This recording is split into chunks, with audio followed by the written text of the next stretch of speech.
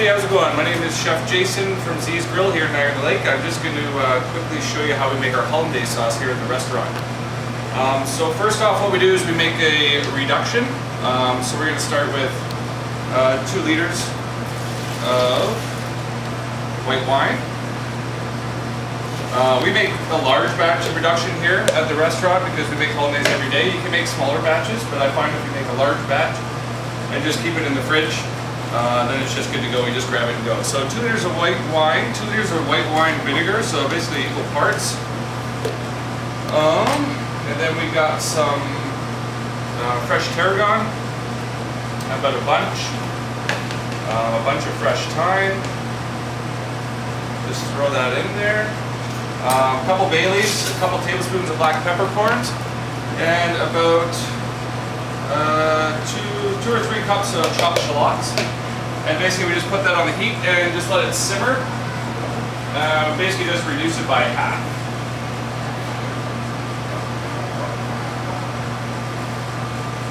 Okay, so once that's done, our Hollandaise reduction, that's basically what we have after it's been strained. So it's a little dark. It's a little bit of sweet and acidic. We just store it like that in a liter container, just grab it as we need it and go.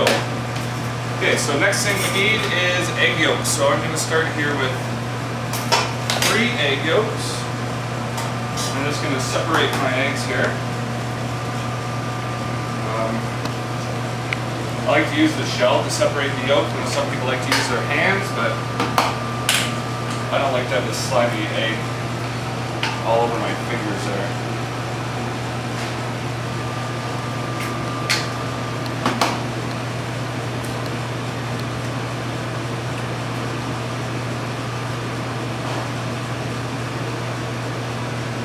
Okay, so we got our 3 yolks in there. And then next we just add about a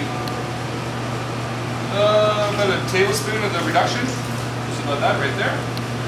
And with the yolks. And then we get our whisk. And now what we want to do is we cook it over a double boiler. So a double boiler basically, I'll just move this a little bit. It's just a pot with water. And so you just cook that over the double boiler. So it's not directly on the heat. If you do it directly on the heat, then you're going to end up with scrambled eggs. And then also another tip is when you're doing it, do the figure 8 motion here. That just allows you to incorporate more air. So basically what we're doing is we're incorporating air, getting it light and fluffy, and we're also cooking the eggs, but not to the point that it's scrambled eggs. And I kind of just go on and off the heat so it doesn't get too hot.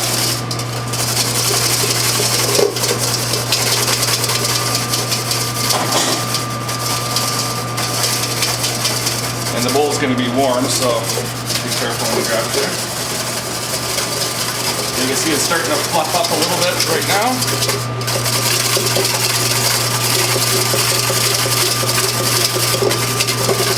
I just like to kind of rotate the bowl as I go, just to kind of keep the heat even.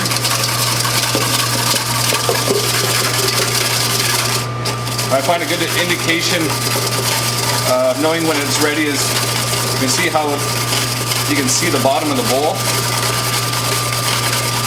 It's getting thicker. The way they teach you in cooking school is you kind of want to do a figure 8. And if you do a figure 8 and you can see the 8, then that's thick enough, which works as well. But I kind of just go by. It starts to pull away. You can see the bottom of the bowl there. You can do the old figure 8 there. See how we can see the 8 and it stays there. So maybe just another sentence here. I think that's it. And I was talking about the scrambled eggs there. You see right there, it's just getting a little warm right there. It's not a big deal, but it's just, that's where the egg starts to cook. That's not what you want, but it's not the end of the day. If that happens on the side, it's not a big deal. If it's really bad and burnt, then you obviously want to start again. So a couple ways you can do this. Next we need to incorporate our clarified butter, and I have my clarified butter already done. I have a liter of it already melted here. So a couple ways people do it is I got a damp cloth here. Some people like to kind of fold the cloth, and that kind of holds the bowl in place there, which works fine.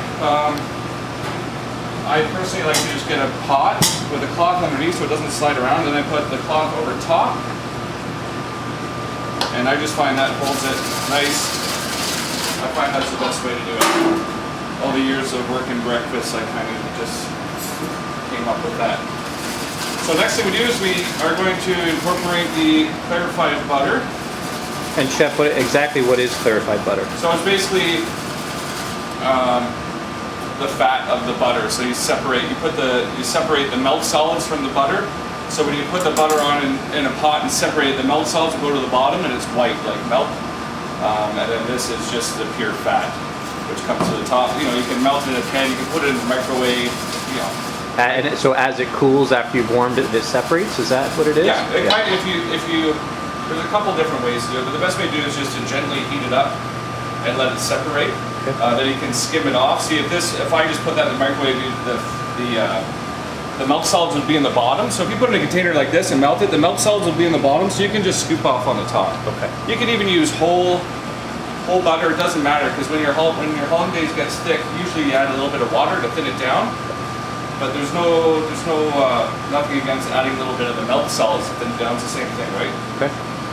So I just start by just adding small drops of butter here.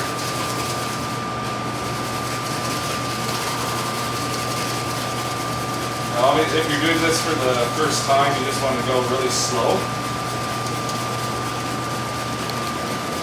And also, very important, the clarified butter needs to be not too hot, not too cold, just kind of warm. If it's too cold, the hollandaise, it'll split. When I say split, I mean the butter and the egg yolks will separate. And see, right now it's all nice and smooth and combined. And when it separates, it'll just be a big mess.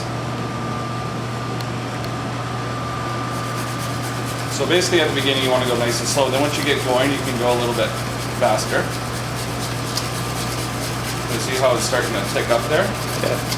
And I don't really go by an exact recipe. I do 3 egg yolks to basically about a half a liter of butter. Okay. Which is probably about a pound of butter.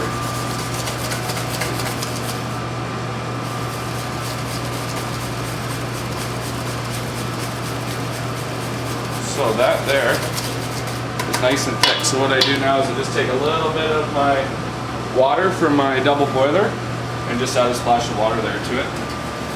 And I'll just thin it down a touch so it makes it nice and smooth and creamy there. And I'll go in with the butter again.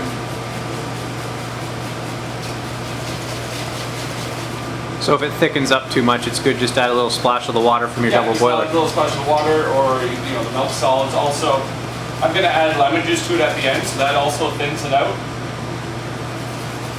If you add any sort of acid like lemon juice or vinegar or anything, that'll thin her down. Great. I usually just add just 1 splash of water to it. Everyone does it differently. Some people like, I've probably seen about 100 different ways to make hollandaise in my lifetime. So basically, let's get a spoon here. Just taste it. That tastes pretty good. So you don't want it to be too eggy, you don't want it to be too buttery. Okay. It's hard to understand that, but if you taste it as you go, you'll notice the difference as it changes. But that's pretty much perfect. It's nice and creamy. It's not too buttery, not too eggy. So next, I just put a couple splashes of Tabasco. If you don't have Tabasco, you can put a little pinch of cayenne pepper. You don't want it to be like super spicy. It's just a pinch of it in there. Just adds a little bit of the spice. And then we got just a little bit of salt. We got kosher salt. A little bit of black pepper. And then we use the Hollandaise for our lobster poutine on the menu. So we finish it with fresh herbs. So I just have some chopped parsley and chives. And then I'm just going to hit it with a little bit of lemon zest, which is just the outside of the lemon, which has a great fresh lemon flavor. And then just finish it with a little bit of the lemon juice from a half a lemon. Stir that up. And basically, that's it. And then what we do is we just store it in a liter container, or a liter container with a little bit of cling wrap on, just to cover on the top. And then we just hold it for service. So that's pretty much it.